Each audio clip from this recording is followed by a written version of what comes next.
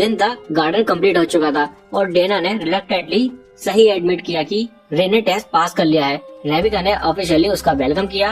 अगले दिन क्लास में प्रोफेसर ग्रे ने अनाउंस किया कि उनका प्रैक्टिकल एक्सरसाइज कैप्का फॉरेस्ट में होगा और उन्हें 4 मेंबर्स पार्टीज बनानी होंगी। रोज तुरंत कंसर्न हो गई, सोचते हुए कि रे अकेला न रह जाए, लेकिन रे एबी की वार्निंग याद करते हुए कि स्कूल में एक स्पाई इन्फिल्ट्रेट कर चुका है, ये सोच रहा था कि ये सब क्या हो रहा है। तभी एबी ने पाइप अप किया और बोला कि वो उसकी पार्टी को ज्वाइन करना चाहता है। रे थोड़ा हेजिटेंट था, समझते हुए कि वो सॉर्सरी में ज्यादा अच्छा नहीं था, लेकिन एब कम्प्लीटली अनफेस्ड एक ग्रिन के साथ बोला, नो वरीज, तेरी बॉडी तो किसी भी बैंड को एक्सप्लोर कर देगी। अब थर्ड मेंबर के लिए रे ने एलिसा की तरफ देखा और उससे पूछा कि वो ज्वाइन करेगी। एलिसा शर्माते हुए बोली कि वो खुद को एक यूजलेस टोस्टर के बराबर समझती है। रे अपनी स्मूथ टॉकिंग स्किल का यूज करते हुए बोला, तू वो टोस्टर है जो मुझे चाहिए। एलिसा हंसने लगी और एग्री कर लिया। तभी एमिलिया क्यूरियोसिटी से पूछती है कि क्या उनके ग्रुप में अभी जगह है। रे अपनी मिस्चीवियस ग्रिन के साथ बोला, मैं तो शुरू से ही तेरा ओपनिंग फिल करने का प्लान बना रहा था। रूम एकदम साइलेंट हो गया और टेंशन एकदम प्लेबल थी, खासकर उस बंदे के लिए जो अपने रिहाब से वापस आया था और अपने डिसबिलीफ में लगभग मर चुका था। रे की ग्रुप अप फॉर्म हो चुकी थी और चीजें इंटरेस्टिंग होने वाली थी। फॉरेस्ट के अंदर टीचर जो एक nonsense coach Dwayne the Rock Johnson की तरह लग रहा था, उसने उनके प्रैक्टिकल एग्जाम के रूल एक्सप्लेन किए। उन्हें 24 घंटे के अंदर फॉरेस्ट के सेंटर तक पहुंचना था और रास्ते में जितने ज्यादा मॉन्स्टर के स्टेम मिल सके लेने थे। एक फ्लेयर हवा में शूट होते ही रे और उसके ग्रुप एडेलेन के साथ फॉरेस्ट की तरफ स्प्रिंट कर गई, लेकिन कुछ घंटों के बाद एक मॉन्स्टर क्रीचर एलिसा की तरफ लपका। रे टॉम क्रूज के मिशन इम्पॉसिबल मूवमेंट की तरह एकदम क्विक रिएक्ट करते हुए उस लास्ट सेकंड में उसको बचा लिया। ग्रुप ने तुरंत बैटल स्टांस ले लिया और रे अपने इनर गेराल्ड और रिविया को चैनल करते हुए बीच पर रश किया और एक सिंगल स्ट्राइक के साथ उसे हाफ में स्लैश कर दिया। अपने ग्रुप के लिए पहला स्टम्प अन करते हुए तब तक नाइट वापस आ चुकी थी और एमिलिया जो पूरे वक्त ऑ में देख रही थी, उसने पूछा, ये सर्वाइवल स्किल और शॉर्ट टेक्निक्स तूने कहाँ से सीखे? तू तो लिटरली किनोरियस की तरह लगता है, जॉन विक जैसा। वो सोचने लगी बैकवर्ड ट्रेनिंग की स्टोरी सच में ट्रू है। एमिलिया के वर्ड सुन के रे एक मोमेंट के लॉस्ट हो गया अपनी पास्ट मेमोरीज में। उसने रियलाइज किया कि ये फॉरेस्ट तो उनके बैटलफील्ड के कंपैरिजन में एक पैराडाइज जैसा था। एक सेकंड के लिए उसने सोचा कि क्या उसके लिए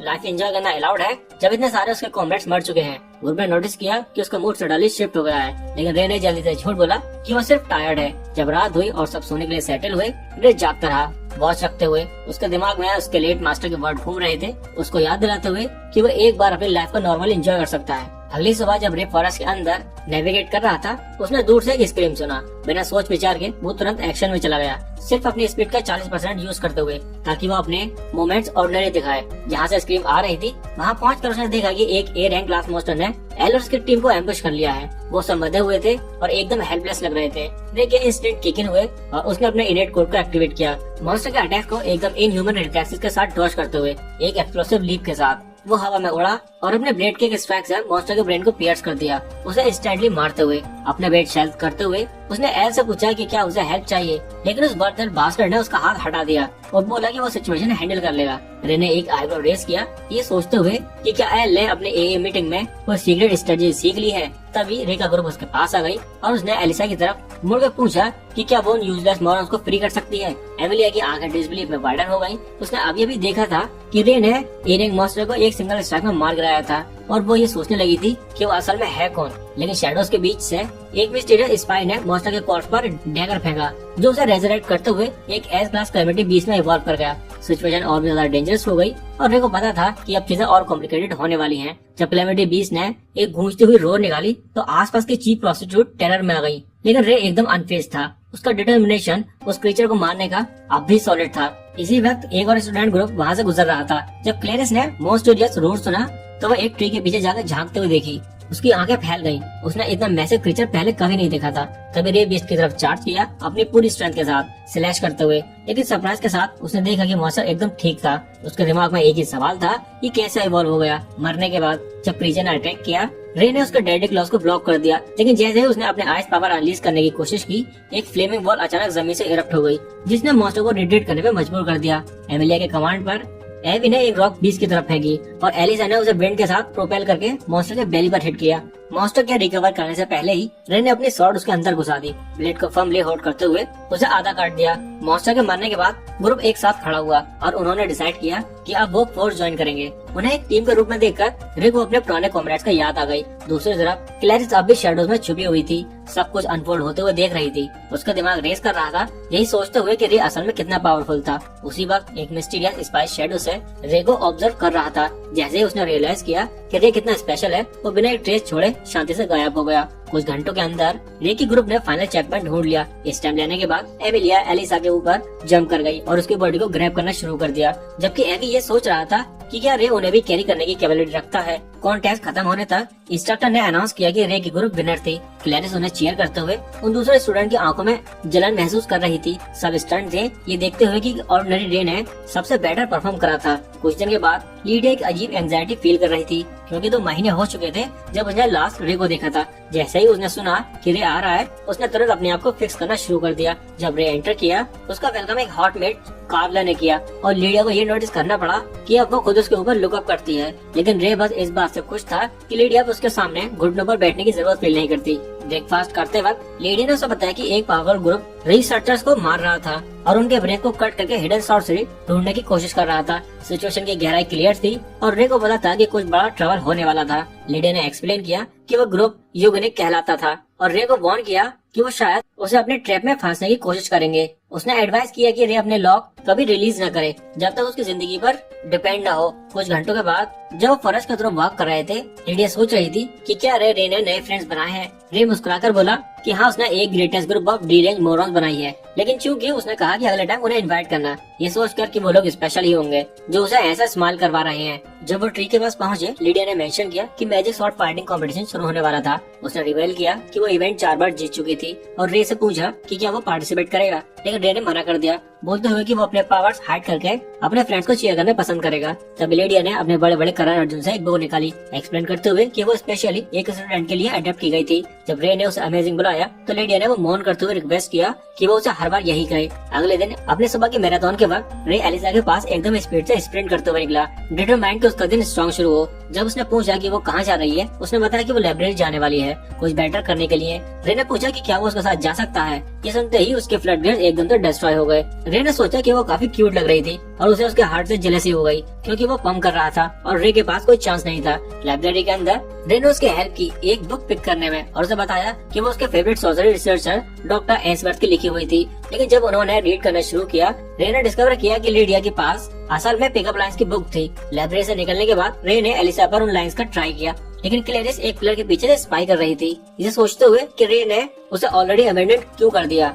जब उसने सोचा कि वो अपने मैन को वापस ले लेगी, तभी रे उसके सामने आ गया और बोला कि वो उनके साथ लंच के लिए ज्वाइन करेगी। जब क्लेरिस ने सोचा कि शायद ये डेट का इनवाइट है, ये का चैट रे बोला, मैं तो बस तेरे फ्लडगेट डिस्ट्रॉय कर रहा हूँ। जब वो खा रहे थे, रे ने एलिसा को अपने पिंकी को इंट्रोड्यूस किए, क्योंकि उसके हिसाब से वो रात में अक्सर कॉफी टेबल पर उसे बैंग कर लेता था। फिर उसे क्लैरिस की तरफ मुंह करके बोला वो इतनी ब्यूटीफुल है कि वो एक मास्टरपीस लगती है और इसी वजह से वो लिटरली उसे वॉल के अगेंस्ट नियर करना चाहता था। उन्होंने दोपहर चैटिंग और रे के डम जॉक टॉलरेट करते हुए बिताई, लेकिन एंड तक लड़कियों ने डिसाइड कर लिया कि उनका बस हो गया और उसके अगले मग को डिश कर दिया। बस जब रे अपने बैड लक को कट करने ही वाला था, तभी बहस कर एमिलिया एकदम से सामने आ गई, बिल्कुल एप्रोडाइट की तरह लगते हुए। रे तुरंत एमिलिया के पास भागा, ये सोचते हुए कि वो इतनी डॉल्ड अप क्यों लग रही है। एमिलिया ने एक साइन के साथ कन्फेस किया कि वो सब उन एंडलेस नोवल इवेंट की वजह से था जो उसे एंड्योर करना पड़ता है। इट्स एग्जॉस्टिंग, उसने बोला और अपनी वॉइस स्पिल करने के लिए अपोलोजाइज किया। लेकिन रे अपनी स्मूथ टॉकिंग स्किल का यूज करते हुए बोला कि उसका चेस्ट हल्का करना जरूरी है,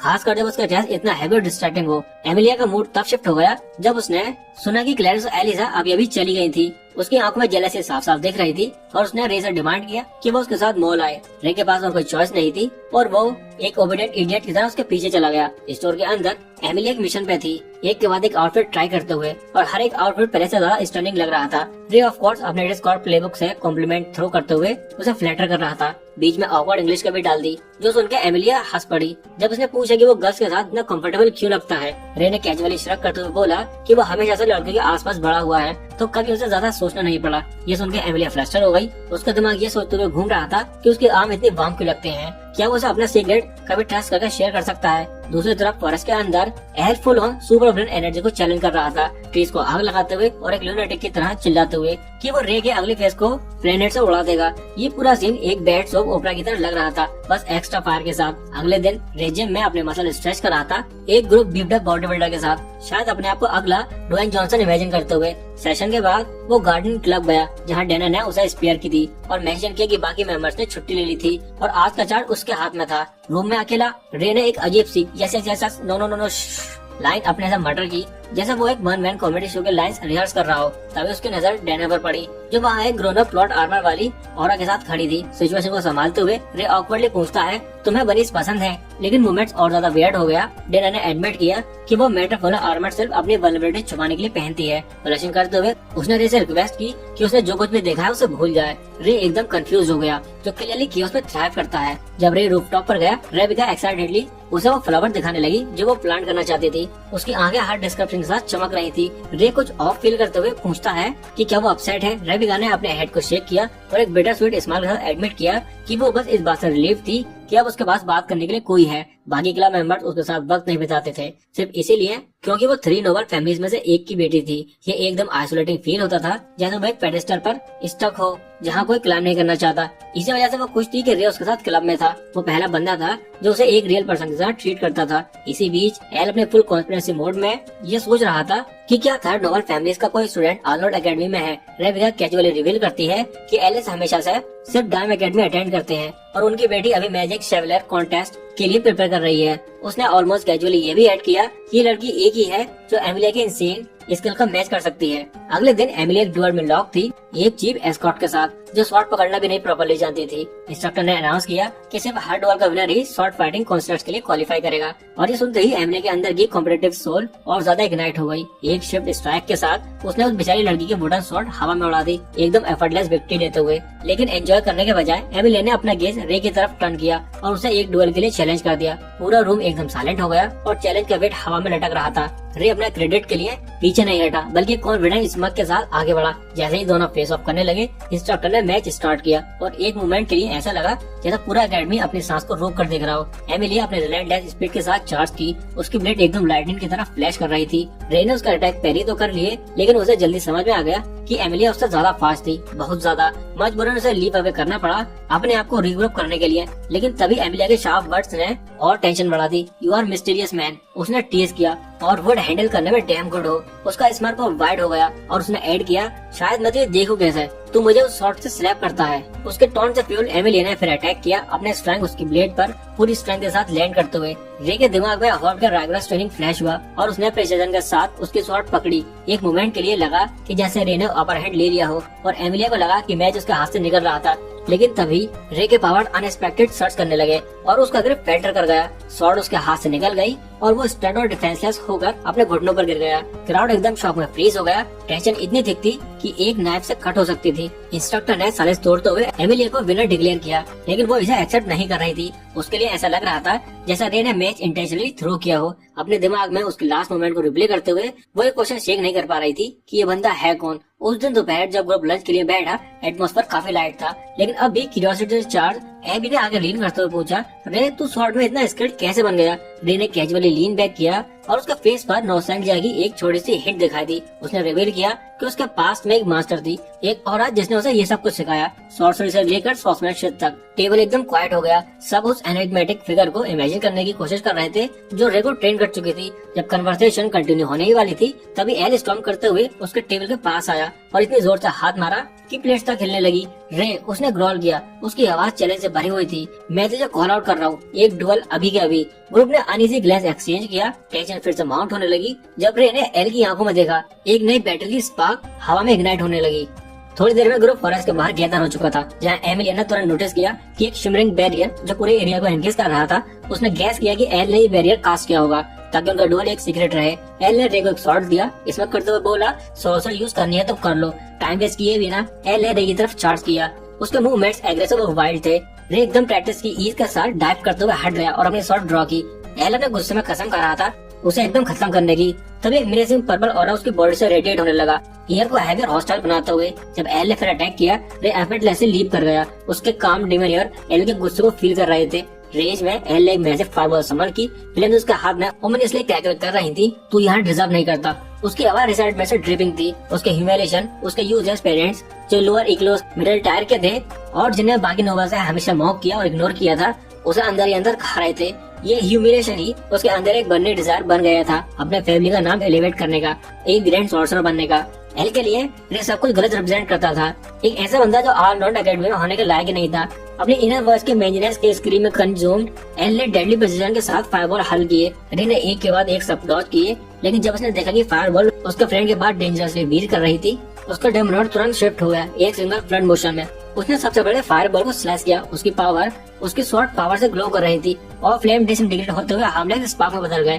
क्राउड एकदम स्टार्ट साइलेंस में थी, उनके जॉज लिटरली ड्रॉप हो गए थे ये शेयर इम्पॉसिबिलिटी देखकर जो उन्होंने अभी अभी विटनेस की थी। जब एल एक रोलिंग फ्लेम्स जो पूरे बैटलफील्ड को घेर सकती थी सीधा रे उसके थ्रू चार्ज कर गया, हीट को ऐसे कट करते हुए जैसे वो कुछ भी ना हो। सो कोल्ड अगले लूजर ने एक के बाद एक फायरबॉल लॉन्च की, लेकिन रे ने सबको ईज के साथ डॉज किया। उसके मूवमेंट एल की एफर्ट का मजाक उड़ा रहे थे। जब फाइनल फायरबॉल उसकी तरफ हल करते हुए आया, रे ने एक सिंगल कैलकुलेटेड स्ट्राइक के साथ उसे एफर्टली डिस्पर्स कर दिया। एल को अब इन सब पर विश्वास नहीं हो रहा था, सोचने लगा कि शायद रे एक नोबल है, लेकिन रे का कम रिस्पांस उसके अंदर की शॉट से ज्यादा गहरा चुभा। मैं बस एक ऑर्डिनरी गाय हूँ, रे ने कूल होकर बोला। प्रॉब्लम ये है कि तू बस बहुत वीक है। ये वर्ड एल के कंपोजर को पूरी तरह तोड़ गए और उसका रेज एकदम एक्सप्लोड कर गया। फ्यूरियस स्क्रीम के साथ उसने एक मैसिव फायरबॉल समन की जो एक ब्लेजिंग ड्रैगन में मॉर्फ हो गई। फेरी बीस्ट एक रोर के साथ रे की तरफ लॉन्च किया, लेकिन रे ने एक शिफ्ट प्रिसाइज स्ट्राइक में उस फ्लेमिंग ड्रैगन को आधा काट दिया।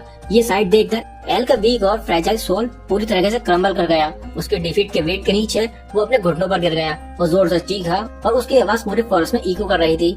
रे अपने फ्रेंड के वापस आया और एमिलिया तुरंत आगे बढ़ी। उसकी आंखें क्यूरियोसिटी से जल रही थी। अब टाइम आ गया है कि तू हमें सब बता दे, उसने डिमांड किया। लेकिन रे के बोलने से पहले एक सडन मैजिकल फोर्स ने फील्ड पर सबको पिन कर दिया। फॉरेस्ट के शैडो से एक फिगर इमर्ज हुआ जो मेरे से क्लॉक था। स्पाई आगे बढ़ा, उसकी आवाज कोल्ड और सिनिस्टर थी। तुम सब लिविंग सैक्रिफाइस बनोगे, उसने हेज करते हुए कहा। जब उसने अपना व्हील कास्ट ऑफ किया, रे का दिल सिंक कर गया। उसके सामने खड़ी थी मिस ग्रे। उसकी इंटेंशन अब क्लियर थी, वो यूगेनिक का हिस्सा थी, एक ऐसा ग्रुप जो पूरे डार्कनेस का हिस्सा था।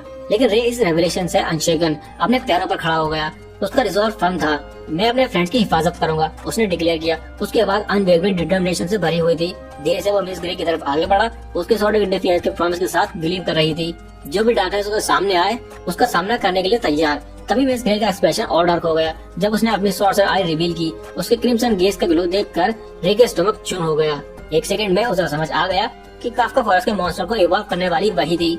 इसमें करते हुए उसने रो को टॉन्ट किया और डिक्लेयर किया कि उसने पूरे एरिया पर बैरियर ऑलरेडी कास्ट कर दिया है। एकेडमी के सबसे ग्रेटेस्ट माइंड एक जगह पर, उनका टेक यूगेनेस के लिए आइडियल सैक्रिफाइस बनेगा। रे ने अपने स्वॉर्ड का ग्रिप और टाइट किया। उसने मिस ग्रे की तरफ पॉइंट करते हुए उसकी डिटर्मिनेशन अभी फर्म थी, लेकिन रे के एक्शन लेने से पहले मिस ग्रे लीप के साथ पीछे हटी और एक storm of rising fire snake summon किया। फ्लेमिंग सरपेंट टेरिफाइंग स्पीड के साथ उसकी तरफ बढ़ा, लेकिन रे एफर्टलेसली उन्हें डॉज कर गया। उसके मूवमेंट शार्प और फियर्स थे। जब रे मिस ग्रे की तरफ चार्ज कर रहा था, उसका एक्सप्रेशन एक वेट ग्रिम में शिफ्ट हो गया। अपनी स्टडी चेंज करते हुए उसने फ्लेम रे के फ्रेंड की तरफ डायरेक्ट कर दी। टाइम स्लो होने लगा और रे का दिमाग तेजी से सोचने लगा। उसके दिमाग में लीडिया के वर्ड्स घूम रहे थे, you will need to know when to make a call. रे डिटर्मिनेशन के साथ कोरोनोस लॉक रिलीज कर दिया। एक sudden wave of power unleash करते हुए एक मैसिव बॉल ऑफ आइस उसके सामने इरप्ट हुई, फ्लेम्स को रिपेल करते हुए और उसके फ्रेंड को शील्ड करते हुए। हवा एकदम फ्रिजिड हो गई और उसकी बॉडी से एक कोड और इमिनेट होने लगा जो वहाँ मौजूद सबको शिवर दे रहा था। अपने मास्टर से धीरे से माफी मांगते हुए उसने अपने हाथ स्ट्रेच किए और रेजा साहब आइस ब्लेड की एक फ्लोरिश समन की। ब्लेड देखकर मिस ग्रे एक मोमेंट के लिए स्टन हो गई। इम्पॉसिबल, उसने गैस किया। द आइस ब्लेड सोर्सर वो तो कहीं वैनिश हो गया था, लेकिन रे आगे बढ़ता रहा।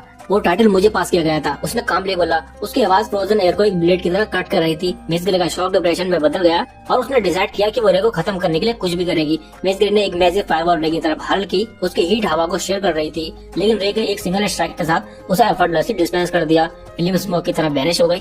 फ्रस्ट्रेटेड और डेस्परेट उसने अपना अल्टीमेट अटैक अनलीज करने का डिसाइड किया। एयर डिस्टॉर्ट होने लगी जैसे उसने भयानक स्पेल समन की, लेकिन रे ने कामली एंटी मटेरियल कोड एक्टिवेट किया और उसे इंस्टेंटली डिस्पेल कर दिया। ग्रेस फ्रीज हो गई, उसका कॉन्फिडेंस फ्लैटर हो गया। ये कैसे हो सकता है, उसने स्टमर किया। एंटी मटेरियल कोड ये तो एग्जिस्ट नहीं करता, लेकिन रे आगे बढ़ता रहा। उसकी गेज फ्रोज से भी ज्यादा कोल्ड थी। तुम भी सीखोगी कि ये कितना रियल है, उसने बोला। उसकी आवाज उसकी ब्लेड जितनी शार्प थी। डर से भरपूर मिस ग्रे ने रैपिड सक्सेशन में फायरबॉल का बैच लॉन्च किया, लेकिन हर एक फायरबॉल रे के पास पहुंचने से पहले ही डिसइंटीग्रेट हो गई।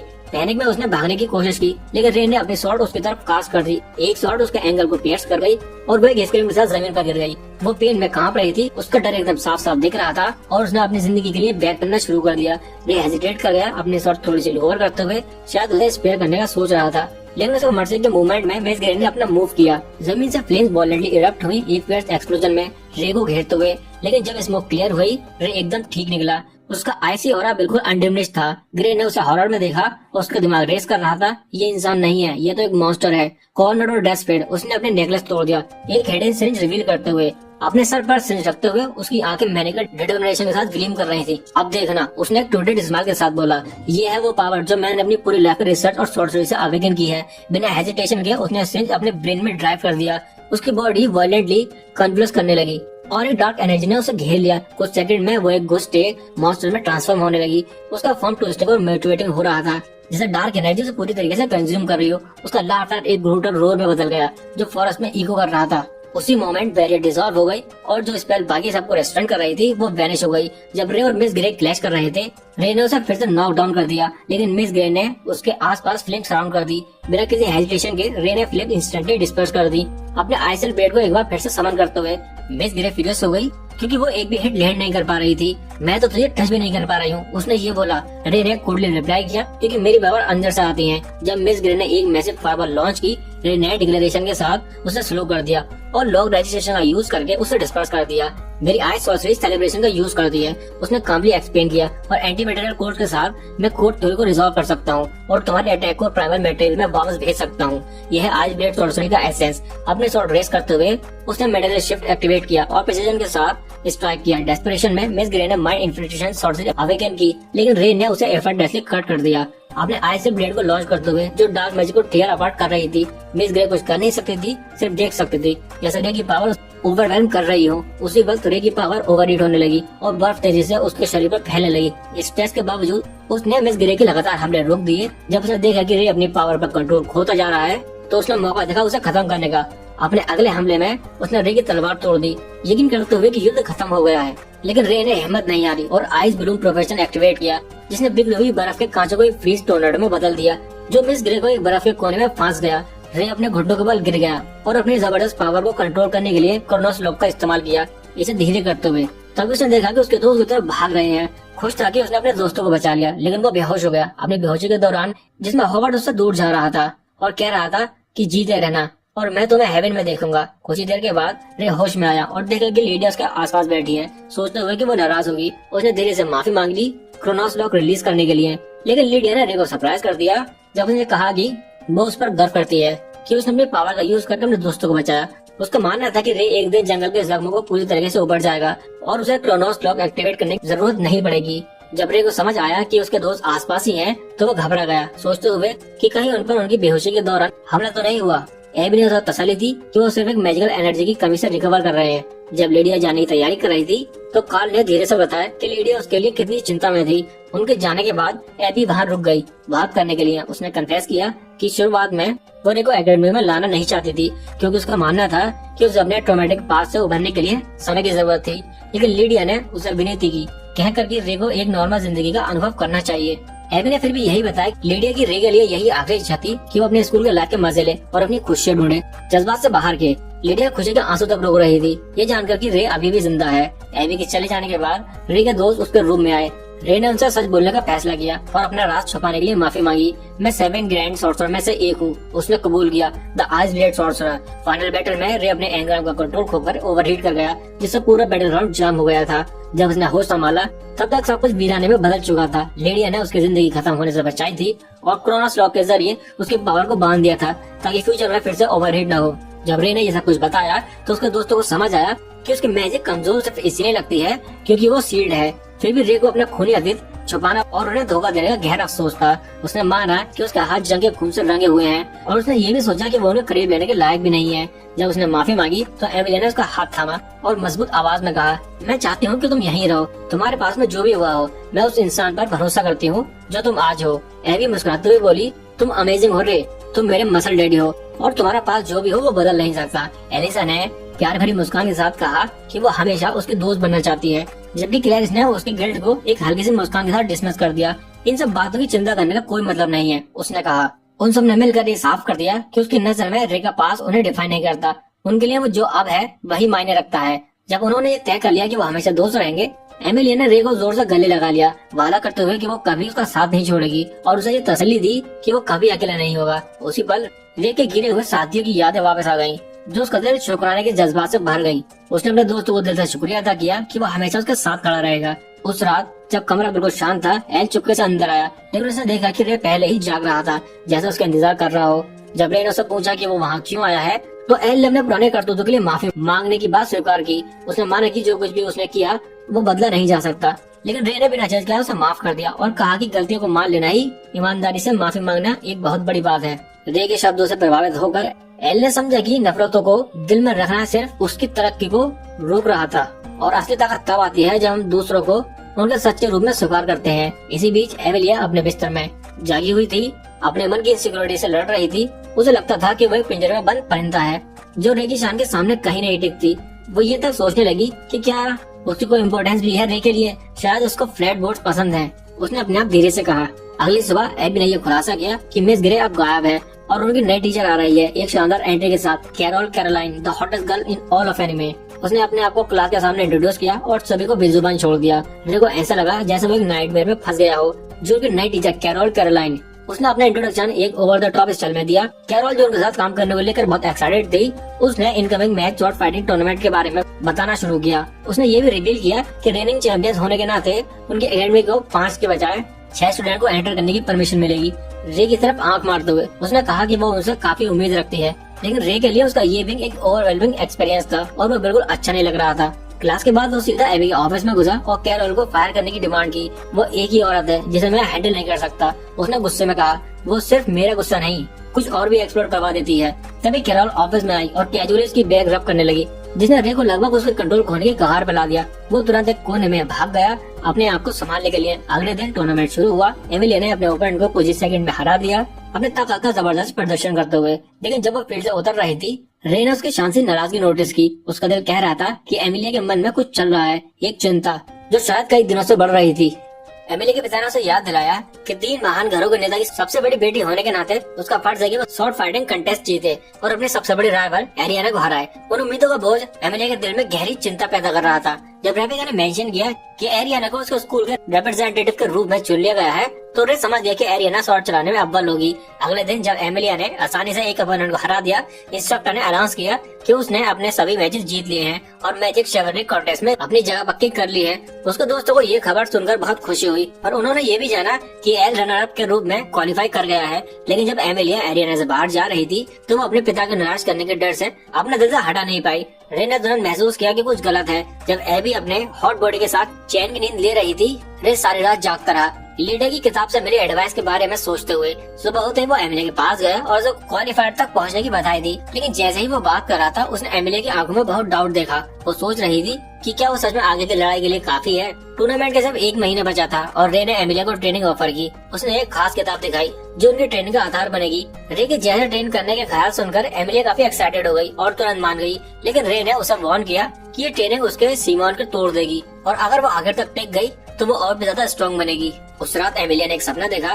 वो दिन जब उसकी पहली मुलाकात एरियाना से हुई थी। उसने याद किया कि वो दोनों भाग गए थे, जहाँ उन्होंने साथ बैठकर खाना खाया और हंसी मजाक की। सालों तक वो एक दूसरे से अलग नहीं रहे और हर गुजरते पल के साथ उनका रिश्ता और गहरा होता गया। एक दिन शुरुआत के वक्त एमिलिया ने एरियाना का शुक्रिया अदा किया कि वो हमेशा उसके साथ खेलती है, लेकिन एरियाना ने कहा कि असल में वो खुशनसीब है जो एमिलिया उसके साथ है। उसने एमिलिया को जोर से गले लगाया और एक वादा किया कि वो हमेशा दोस्त रहेंगे। लेकिन सब कुछ तब बदल गया जब उनका मॉक बैटल हुआ। एमिलिया ने पूरी डिटर्मिनेशन के साथ अटैक किया, लेकिन एरियाना ने आसानी से उसका वार टाल दिया और उसके तलवार को पैरी कर दिया। जब एरियाना ने उसका हाथ थामने के लिए बढ़ाया तो एमिलिया खुद ही उठी बिना उसका हाथ पकड़े और चुपचाप चलकर वहाँ से चली गई। उसके बाद कभी उन्होंने एक दूसरे से बात नहीं की। वक्त के साथ नोबल होने का प्रेशर और उम्मीदों का बोझ अमीलिया को खाने लगा, उसे उस इंसान से दूर करते हुए जो वो पहले थी। एमिलिया का मानना था कि अगर उसे सरवाइव करना है तो जीतना जरूरी है। अगली सुबह रे एक ड्रामेटिक एंट्री के साथ आया, एक group of power ranger mask पहने हुए, और अपने आप को मास्टर वाइट के रूप में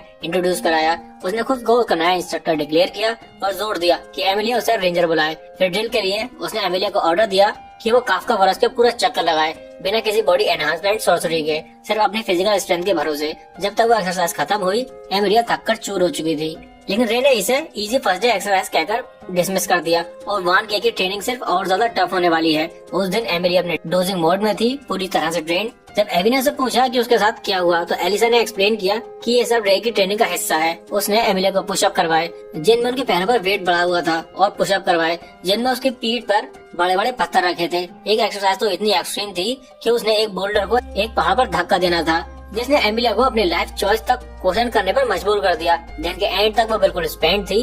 रे के ग्रूलिंग मेथड की इंटेंसिटी समझ चुकी थी। उस रात एमिलिया एक अजीब सपने में खो गई। उसने इमेजिन किया कि एमेरियन उससे दूर भाग रही है, लेकिन फिर वो गिर गई। अचानक एलिसा वहाँ आ गई, उसे उठाया और उसे अपने मैसिव कैनन में दबा दिया। उसका राइट साइड से क्लैरिस आई, एक बनी गर्ल आउटफिट में, और एमिलिया का हाथ पकड़ लिया। सपना और ज्यादा सीरियस होता जा रहा था जब अचानक रे सीधा उसकी तरफ भागता हुआ आया, उसका नाम चिल्लाते हुए। एमिलिया एक झटके के साथ जाग गई और उसके गाने की अजीब सी आवाज से भर गए। जब उसने खिड़की के बाहर देखा तो रे वहाँ खड़ा था, चिल्लाते हुए, मैं रात भर सो नहीं पाई तुम्हारी वजह से, और तुम लोग भी सो नहीं पाओगे अब मेरी वजह से। जैसे ही एमिलिया डिसबिलीफ के साथ अपने बिस्तर पर गई, रेबिका और डेना रे के साथ बाहर नजर आई। डीनर ने स्नील करते हुए पूछा, तुम्हारे यहाँ डिस्गस्टिंग फेस लड़कियों के डॉम के आसपास एक होमलेस क्रैकहेड की तरह क्यों घूम रहा है? रे ने अपने आप को डिफेंड करते हुए बताया कि वो आंस भरती स्टाइल वेकअप कॉल परफॉर्म कर रहा था एमिलिया को बुलाने के लिए। तब उसकी नजर एमिलिया पर पड़ी, जो चुपके से वहाँ से निकलने की कोशिश कर रही थी। रे ने तुरंत उसके पीछे दौड़ लगाई, लेकिन किसी तरह एमिलिया एस्केप कर गई। फ्रस्ट्रेटेड रे ने पूरा एरिया स्कैन करने का फैसला किया, डिटरमाइंड था उसे ढूंढने के लिए। जब उसकी नजर एल पर पड़ी तो उसने पूछा, तेरा ये अगली स्क्वाड ऑफ लूजर कहाँ छुपा है? एल बेरली अपने टेम्पर को कंट्रोल करते हुए कुछ फाइटिंग विड्रॉ के बारे में मटट करता रहा। रे और फ्रस्ट्रेट हो गया और डिसाइड किया कि वो पूरा स्कूल स्कैन करेगा। आखिरकार रे ने एमिलिया का हाइडिंग स्पॉट ढूंढ ही लिया। वो डेस्क के नीचे छुपी हुई थी, ऑलरेडी ग्रोलिंग ट्रेनिंग से परेशान हो चुकी थी। रे ने चुपके से उसके पास जाकर स्मगली अनाउंस किया कि उसने अपनी पावर एक्टिवेट कर ली है उसे ढूंढने के लिए। एमिलिया ने जल्दी से एक्सक्यूज दिया कि वो मेडिटेटिंग कर रही थी, लेकिन रे उसकी बातों से बिल्कुल इम्प्रेस नहीं हुआ। उसे हाइडिंग से खींचते हुए रे ने डिक्लेयर किया, अब ट्रेनिंग दोबारा शुरू होती है। एमिलिया अपने फेट को एक्सेप्ट करते हुए समझ गई कि अब वो बिल्कुल फंस चुकी है। उस रात रे एनवायरमेंटल साइंस क्लब के पास गया और उनसे रिक्वेस्ट की कि वो एमिलिया का चीयर स्क्वाड बन जाए। उनका इम्प्रेसिव वर्क को देखते हुए उसने सोचा कि वो सबसे लाउड चीयर लीडर बन सकता है। ये सुनकर एबी ने रिमार्क किया, आज हमें फाइनली एक सोशली एक्सेप्टेबल तरीका ढूंढ लिया है मैनिएक्स की तरह चिल्लाने का। अगली सुबह एबी ने किसी के दरवाजा बंद होने की आवाज सुनी, लेकिन उसने इन्वेस्टिगेट करने का फैसला नहीं किया। दूसरी तरफ एमिलिया अब मोटिवेटेड होकर अपने आप रनिंग कर रही थी। एलिसा ने प्राउडली बताया कि उसने अपना पिछले रिकॉर्ड तोड़ दिया है। एक रैंडम जब लड़की वहाँ से गुजरी और एमिलिया के एफर्ट की तारीफ की तो वो लोग सोचने लगे कि वो लड़की कौन थी। मीनवाइल रे दूर से सब कुछ देख रहा था और रिलीफ महसूस कर रहा था कि वो अननोटिस रहा। साइलेंटली ये होप कर रहा था कि उसके प्लान सही डायरेक्शन में जा रहे हैं। उस दिन के बाद रे डैम एकेडमी में स्नीक कर गया, एक कार्डबोर्ड बॉक्स में छुपकर। जब उसने एक रोने वाली लड़की को देखा तो उसने अपना मौका समझा। बॉक्स से बाहर निकलकर उससे पूछा, तुम क्यों रो रही हो?